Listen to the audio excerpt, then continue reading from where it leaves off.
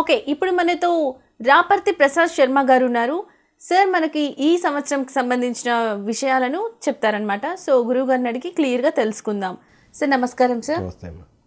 So Bhogi, Sankranti, Kanuma యొక్క విశిష్టత ఎలా ఉంటుంది ఈ సంవత్సరంలో చెప్పగలరా? అలాగే. ఓం శ్రీ గురుభ్యో నమః. హరి ఓం. శ్రీ మహాగణాధిపతయే నమః. మనం భోగి అనగానే భోగభాగ్యాలను ప్రసాదించేది భోగి. అలాగే సంక్రాంతి, కనుమ, ముక్కనుమ కూడా కొంతమంది చాలామంది చేసుకుంటూ ఉంటారు. సంక్రాంతి, కనుమ, ముక్కనుమ. సంక్రాంతి అనగానే మీ అందరికీ తెలుసున్నదే. ఎలాగంటే పెద్దలను పిలిచి, పెద్దలు మనం ఎవరైతే ఉన్నామో వాళ్ళందరినీ పిలిచి ఆ రోజున చక్కగా అందరూ కూడా నూతన వస్త్రాలు వేసుకుని వచ్చిన బ్రాహ్మలకి ఆ యొక్క పెద్దల పేర్లు చెప్పి స్వయం పాకాలు ఇస్తూ ఉంటారు. అలాగే కొంతమంది అయితే కనుక వాళ్ళ ఇంట్లోనే దేవుడి దగ్గర పెద్దల పేర్లు చెప్పి బట్టలు అవి పెట్టి అందరికీ కూడా బట్టలు పంచిపెడుతూ ఉంటారు.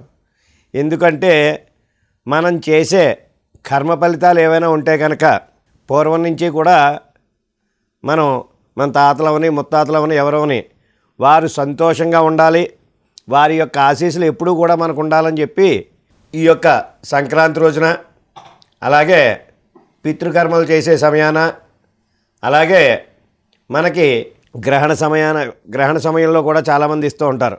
కొంతమంది ఏం చేస్తారంటే పుష్కరాలకి, కుంభమేళాకి ఇలా ఇస్తూ ఉంటారు. ఇవన్నీ కూడా మనం ఆ యొక్క పితృదేవతల యొక్క ఆశీస్సులు పొందడానికే ఇవన్నీ చేస్తూ ఉంటాం. మన హిందూ సాంప్రదాయంలోనే ఇవన్నీ కూడా కట్టుబాట్లు. అలాగే పితృదేవతలు, మన నదీ తీర స్నానాలు, అలాగే దేవాలయానికి వెళ్ళడం, దీపాలంకరణలు చేయడం, ఇలాంటివన్నీ కూడా చాలా చక్కటి అరుదైన హిందూ సాంప్రదాయంలో ఉండడం అనేది, మనం హిందువులుగా పుట్టడం అనేది చాలా విశేషం. ఈ యొక్క భరతవర్షే భరతఖండే అన్నారు. ఈ భరతఖండంలో మనందరం కూడా హిందువులుగా పుట్టి ఎంతో విశేషంగా ఈ యొక్క కార్యక్రమాలు ఆచరిస్తున్నామంటే మన పితృదేవతల యొక్క అనుగ్రహం ఇదంతా కూడా. ఓకే, సో ఇవన్నీ అనాదిగా ఆచరిస్తున్న ఆచార వ్యవహారాలు అంటారు. అంతేనమ్మా. అలాగే సంక్రాంతి, కనుమ రోజున చూసుకుంటే కనుక మనం అప్పుడు ఏమిటయ్యా అంటే మన పండగ కాదు అది. ఎలాగంటే అది వ్యవసాయదారులకి, అలాగే వ్యవసాయం చేసుకునే వారికి వాళ్ళకి చక్కటి పండగ అది.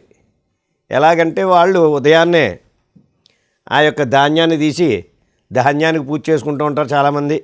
కొంతమంది ఏం చేస్తారంటే పాడి పశువులు, వాటిని ఆ పశువులకు శుభ్రంగా, మనకి ఇప్పుడంటే ట్రాక్టర్లు అవి వచ్చేసే, కానీ ఇదివరకు ఎద్దుల బండి కట్టి ఆ ఎద్దులకు పసుపు రాసి బొట్టు పెట్టి అలంకారం చేసి చక్కగా చేసేవారు.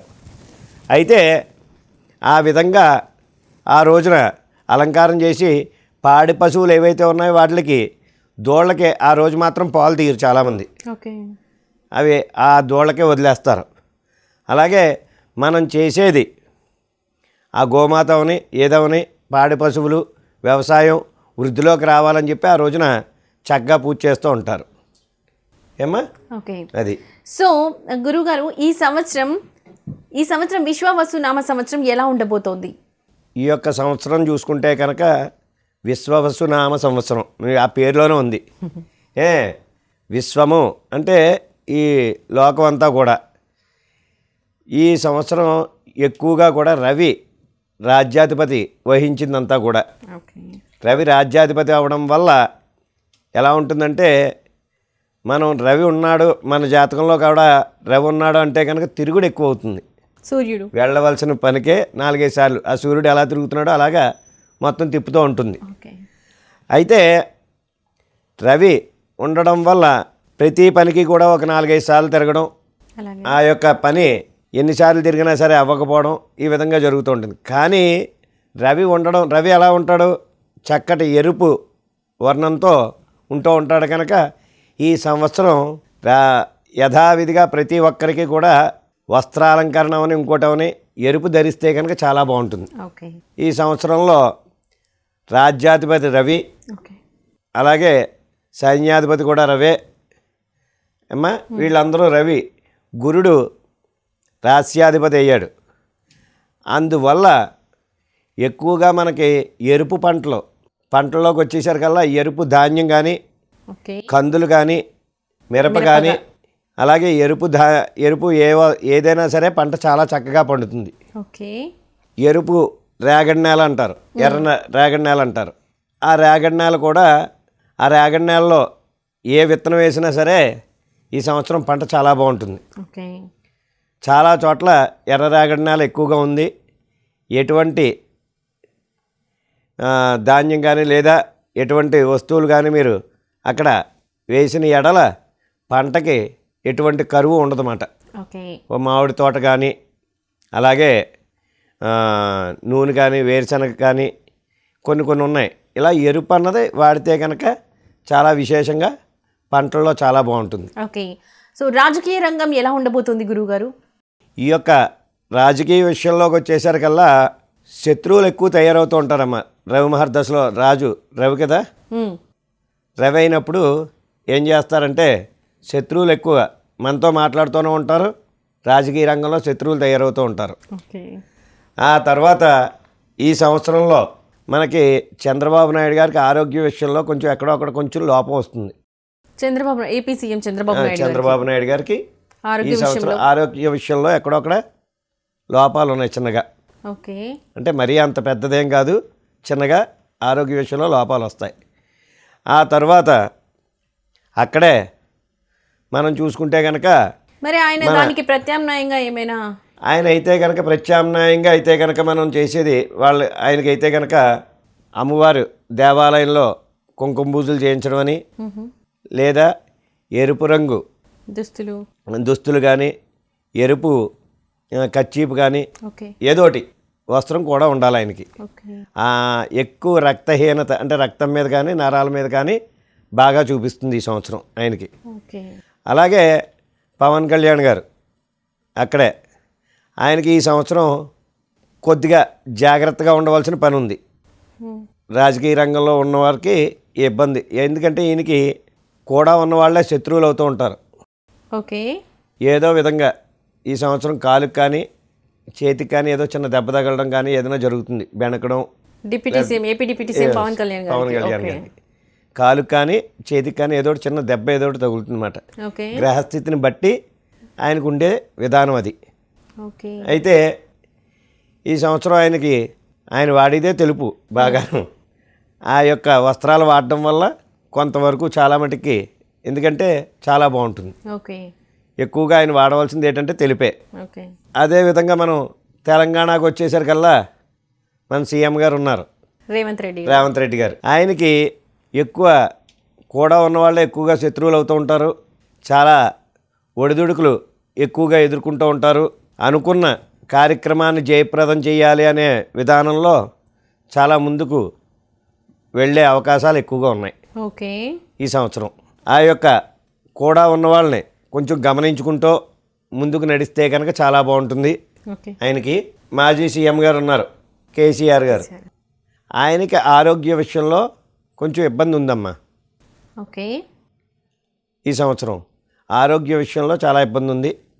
అది కొంచెం పోయిన సంవత్సరం కన్నా అంటే శని, గురుడు, శుక్రుడు కూడా వక్రస్థానంలో ఉండడం వల్ల ఏంటంటే ఆయనకి అనుకోకుండా ఏదోటి ఆపద రావడమో లేకపోతే ఇబ్బంది రావడమో నరాల మీద, ఎముకల మీద, తల మీద ఎక్కువగా చూపిస్తూ ఉంటుంది వాటి యొక్క ప్రభావం. ఏమా?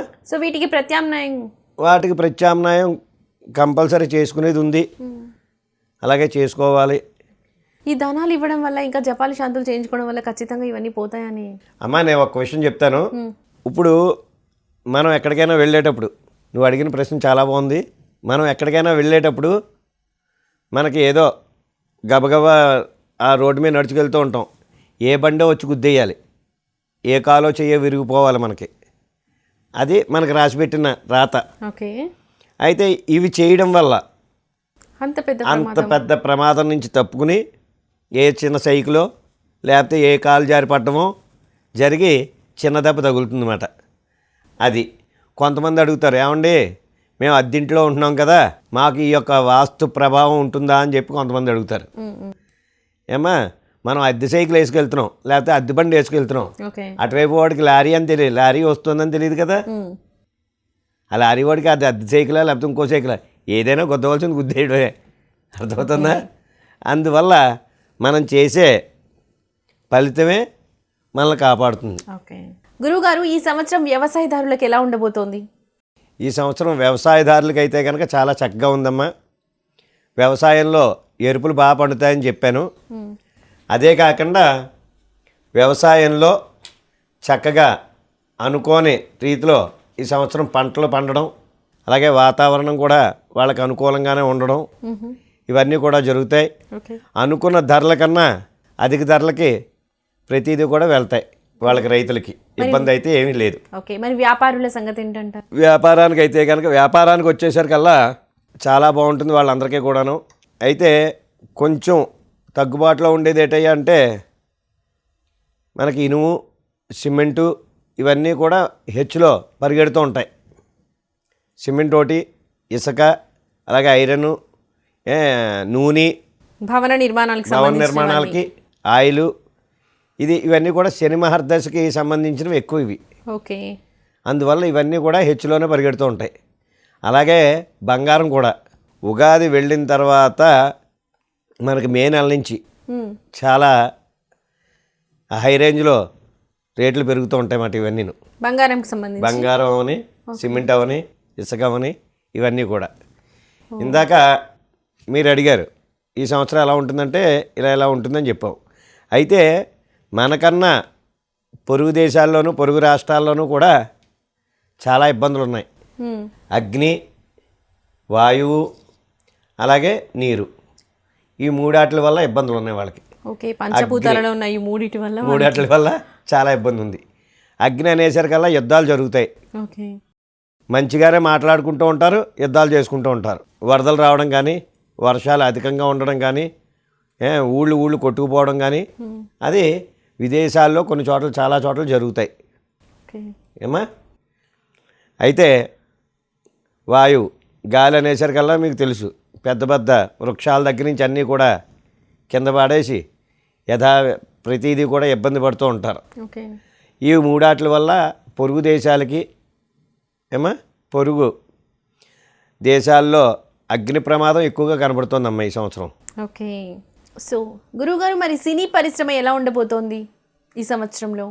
ఈ సంవత్సరం వచ్చేసరికల్లా సినీ పరిశ్రమ ఒకళ్ళు ఒకవైపు అన్నట్లుగా రెండు పార్టీల కింద వాటికే ఇబ్బంది పడుతూ ఉంటారు వాళ్ళే. ఎవరు ఏం చేయాలో తెలియక ఇబ్బందులు కలుగుతూ ఉంటుంది.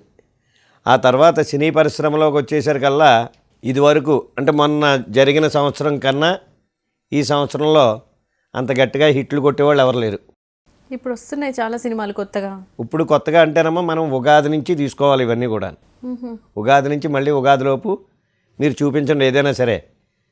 ఇప్పుడు జరిగిన ఈ సంవత్సరంలో చాలా స్పీడ్గా జరిగాయి, ఇంకా జరగబోతున్నాయి. రేపు పండుగ వచ్చేసరికి కూడా జరుగుతాయి. రేపు పండుగ కూడా కొత్త పండుగ కూడా చాలా బాగా వస్తాయి. కానీ వచ్చే సంవత్సరంలో ఈ సంవత్సరంలో ఉన్నంత స్పీడు ఆ సంవత్సరంలో కనబడదు సినీ పరిశ్రమలోను.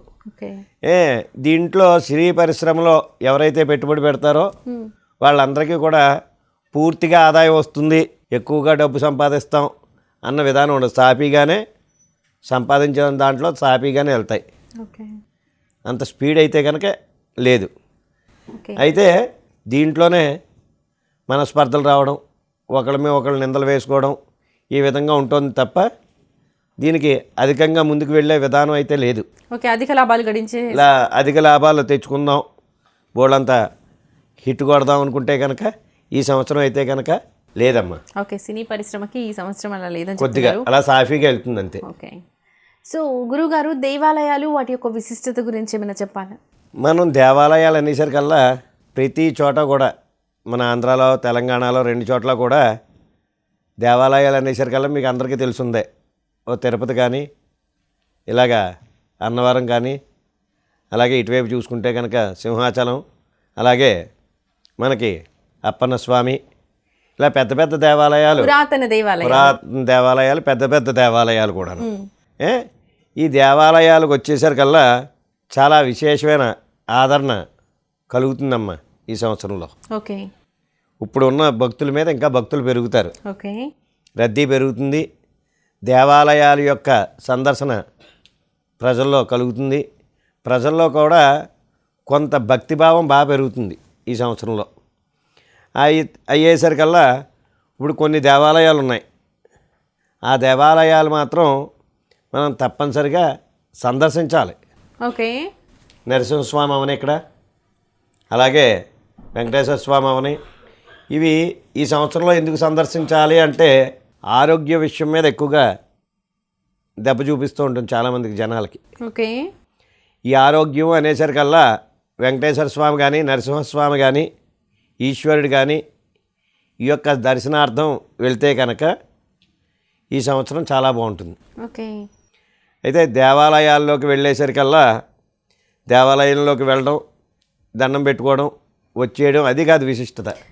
దాని యొక్క జీవితంలో కొంతమంది ఒక్కసారైనా ఈ దేవాలయాన్ని దర్శించాలి, ఈ జ్యోతిర్లింగాన్ని దర్శించాలి, ఇలా ఏమైనా ఉంటాయి కదా గురువుగారు. సో అలా ఏమైనా ఒక పర్టికులర్ ప్లేస్ని కానీ, ఒక పర్టికులర్ టెంపుల్ని కానీ మీరు ఏమైనా సజెస్ట్ చేస్తారా? ప్రతి ఒక్కరు ఖచ్చితంగా చూడాలి, దర్శించాలి అని ఏమైనా? బాగా మనం ఏ దేవాలయం అయినా సరే చూడాలంటే కనుకమ్మ దీనికి ఈ విశిష్టత, దానికి ఆ విశిష్టత అన్నది ఏమీ లేదు. ఇప్పుడు తిరుపతి ఉంది, ఏమంటే ఇలాంటి వాళ్ళే వెళ్ళాలి, లేకపోతే వాళ్ళే వెళ్ళాలి, వీళ్ళే వెళ్ళాలని ఏం లేదు. ప్రతి ఒక్కరూ కూడా వెళ్ళి దర్శనం చేసుకోవచ్చు. అలాగే ఈ దేవాలయానికే వెళ్ళండి, చక్కగా ఈ పూజ చేయండి, చక్కగా కలిసి వస్తుంది అన్న విధానం కూడా లేదు. ఏంటంటే ఎక్కడికి వెళ్ళినా సరే అమ్మ, నువ్వు పూజ చేసే విధానంలోనే ఉంటుంది. నువ్వు పూజ చేసి మనం ఏం చేస్తున్నాం, వెళ్తున్నామా అడావుడిగా దండం పెట్టుకుంటున్నాం, వచ్చేస్తున్నాం. ఒక్క 10 నిమిషాలు అక్కడ కూర్చుని ధ్యానం చేసుకుని, స్వామి నాకు ఈ కష్టాలు ఉన్నాయి, ఈ కష్టాల నుంచి కొంచెం ఉపశమనం కలిగించు అంటే కనుక బాగుంటుంది. తప్ప ప్రతి ఒక్కరు చాలామంది అంటూ ఉంటారు, నేను అక్కడికి ఆ గుడికి వెళ్ళి వచ్చాక కలిసి వచ్చింది, లేకపోతే ఈ గుడికి వెళ్ళి వచ్చాక కలిసి వచ్చిందని. అలాగని మనం వెళ్తూ కలిసి వస్తుందా? అందరికీ కూడా ఒక్కో నక్షత్రానికి, ఒక్కో రాశికి ఏమా, ఓకే, ఒక్కో పాదానికి దేవాలయాలు ఉన్నాయి. రాశికి అధిపతి ఉన్న దేవాలయం ఎక్కువగా వారిని పూజించడం వాళ్ళకి. అది ఎలాగంటే మనకి తూర్పుగోదావరి జిల్లా ద్రాక్షారం ఉంది కదమ్మా. అవును, ద్రాక్షారం ఒక విశేషమైన దక్షుడు యజ్ఞం చేసిన ప్రదేశం అది ఏమా. దక్ష యజ్ఞం అక్కడే జరిగింది. అయితే దాని చుట్టూ 108 గుళ్ళు ఉన్నాయి, శివాలయాలు. ఓకే. 108. ఆ యొక్క 108 దేవాలయాల్లోనూ కూడా ఒక్కో దేవాలయం ఒక్కో నక్షత్రానికి విశేషం. ఓకే. ఇప్పుడు యానం దగ్గర శివాలయం ఉంది, బ్రహ్మపురి. అది అశ్విని నక్షత్రానికి అక్కడికి వెళ్ళి ఆ నక్షత్రం వాళ్ళు, అశ్విని నక్షత్రం వాళ్ళు అక్కడ అభిషేకం చేసుకుంటే కనుక వాళ్ళకి అనుకున్న పనులు జరుగుతాయి. ఓకే. అలాగే భరణి నక్షత్రం ఒక చోట. అలాగే భరణి నక్షత్రం ఎక్కడ? భరణి నక్షత్రం వచ్చేసరికల్లా గోపిలంక, అది అక్కడే. అలాగే మనకి కుజదోషం ఉందంటారు కదా. కుజదోషం ఉన్న వాళ్ళు చాలా మంది చెప్తుంటారు, కుజదోషం ఉన్న వాళ్ళు కుజదోషం ఉన్న వాళ్ళనే పెళ్లి చేసుకోవాలని కూడా అంటుంటారు. అలాగా. కానీ కుజదోషానికి మనకి ఆ ద్రాక్షారం దగ్గరే గంగవరం ఏమా, అది ఒక దేవాలయం ఉంది. ఓకే. వలస గంగవరం కానీ గంగవరం కానీ ఆ పేరు. అక్కడ ఈశ్వరుడు పుట్టలో పుట్టాడు, పుట్టలోంచి వెలిసింది అది. ఓకే. సుబ్రహ్మణ్యేశ్వర స్వామి, అమ్మవారు, అయ్యవారు ఒకే పీఠం మీద వెలిసింది అది. ఓకే. అక్కడికి వెళ్ళి మనం ఎర్ర పువ్వులతో పూజ చేసి, ఎర్ర పువ్వులు అంటే మందార పువ్వు కానీ, గులాబీ కానీ, ఎర్ర గులాబీ కానీ ఇలా పూజ చేసి, అంటే కుజదోషం కదా, చాలా విశేషం. ఎటువంటి దోషాలున్నా సరే చక్కగా ఆ కుజదోషం చక్కగా తొలుగుతుంది. ఓకే. సో ఇలా ఒక్కొక్క నక్షత్రానికి ఉన్న రాశుల అధిపతి 108కి 108 ఏమా. అలాగే రాశులకి, నక్షత్రాలకి, పాదాలకి, ఓకే, అన్నిటికి కూడా ఆ చుట్టుపక్కల 108 దేవాలయాలు ఉన్నాయి ఈశ్వరుడు. అప్పుడు ఎందుకయ్యా అలా పెట్టాడంటే ఆయన ఈ యొక్క సంహారం జరిగింది కదమ్మా, దక్షుడి సంహారం జరిగిన తర్వాత అందులో చాలామంది పాల్గొన్నారు. ఈ సంహారం ఎప్పుడైతే చేశాడో ఇదంతా కూడా శ్మశానం కింద మారిపోయింది. సంహారం చేసిన చోటల్లా అక్కడ ఉన్న వాళ్ళందరూ కూడా అయ్యో ఈ పాపం నుంచి విముక్తి కలిగించు మాకు, మరి ఇదంతా కూడా పాపమే కదా, పాపం నుంచి విముక్తి కలిగించని చెప్పి ఆ పరమేశ్వరుని అడిగితే అప్పుడు ఒక్కో చోట ఒక్కో శివలింగాన్ని ప్రతిష్ఠించి ఈ నక్షత్రం వాళ్ళు ఇక్కడ వీళ్ళు ఇక్కడ చేసుకోవాలని చెప్పి ప్రతి నక్షత్రానికి రాశికి అలాగే పాదానికి కూడా విభజన చేశారన్నమాట అక్కడ. ఓకే, అశ్విని అనేది పాదం కదా గురువు గారు? అమ్మా, అశ్విని పాదం కదా? అశ్విని నక్షత్రం. అశ్విని పాదం కూడా ఉంది కదా గురువు గారు? అశ్విని పాదం కాదమ్మా, అశ్విని నక్షత్రంలో 4 పాదాలు ఉంటాయి. ఓకే, అశ్విని నక్షత్రానికి ఆ 4 పాదాలకి 4 ఒకటో పాదం అయితే ఒకటో పాదం, రెండో పాదం అయితే 2, అలాగే ఏ పాదానికి అక్కడ ప్రతి నక్షత్రానికి 4 పాదాలు 4 పాదాలు ఉంటాయి. చూసారు కదా, ఇప్పటి వరకు రాపర్తి ప్రసాద్ శర్మ గారు చెప్పిన చాలా విషయాలు. సో మరో ఎపిసోడ్తో మళ్ళీ కలుద్దాం. అంతవరకు సెలవు, నమస్తే.